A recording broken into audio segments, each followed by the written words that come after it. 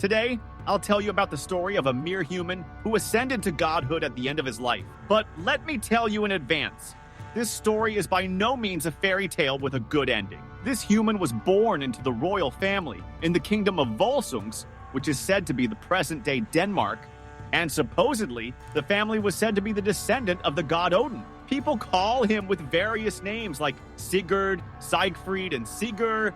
However, despite being born into a royal family, Sigurd had to live a hard life from the beginning, as his father, the king of Denmark, was killed when he was just a child. Sigurd was then raised by a blacksmith named Regan, who had his own hidden motives to raise another person's child. But still, Regan crafted a special sword for Sigurd from the pieces of his father's broken sword, which became a weapon holding great power and place in Sigurd's heart. As he grew older, Regan told Sigurd about the fearsome dragon named Fafnir, who guarded a vast treasure of gold in his den. He told him that Fafnir is his brother who killed their father and later transformed into a dragon. This gave Sigurd a thought of proving himself as well as avenging Regan by defeating Fafnir. But even he didn't know that this thought would transform into unbreakable desire and determination. As such, Sigurd prepared himself and decided to slay the dragon without worrying about the consequences. He took his dad's reforged sword and headed out to the dragon's den, where he confronted him head-on and fought beyond his limits.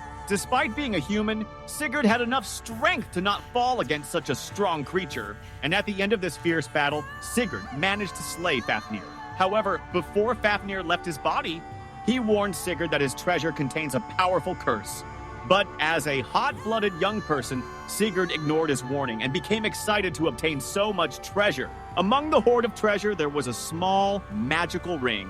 And that ring was not just simply a beautiful gemstone ring. It held a great curse about which Fafnir warned him. The curse carried by this small ring was a powerful curse that would slowly bring great misfortune to its wearer. But as he had already ignored Fafnir's warning, Sigurd just thought of that ring as a symbol of his victory and wore it immediately. Then, Regan found about the news of Sigurd slaying Fafnir. He asked Sigurd to give him Fafnir's heart, to which he agreed. But the dragon's body was still there, and Sigurd was really hungry after having such a fight. So he ate Fafnir's meat, and it led him to gain the ability to understand the language of birds. However, these birds eventually revealed to Sigurd that Regan planned to betray him and take the treasure for himself. Sigurd was really very angry to hear that. He didn't waste a single moment after getting this information and beheaded Regan, ensuring his own safety. With that, Sigurd's adventures continued as he went to various places and eventually encountered a warrior maiden named Brunhilde.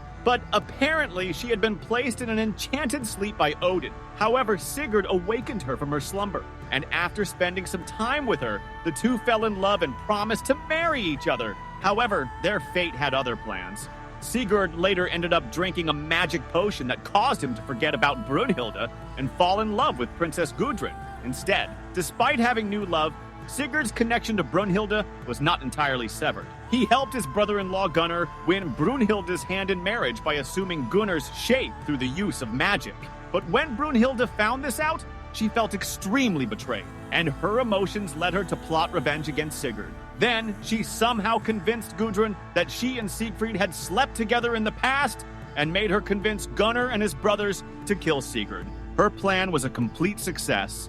But upon seeing Sigurd having lost his life, Brunhilde fell into grief and guilt. And in the end, she ended up taking her own life, ultimately joining Sigurd in another realm. However, that's not the end of the story, because after their death, Sigurd's heroic deeds and his connection to the divine through his lineage and actions led to his deification. He received the honor and the title of the god, and his legend is still living on in the hearts and minds of those who told his story. By the way, there are also people who worship Sigurd for all kinds of blessing,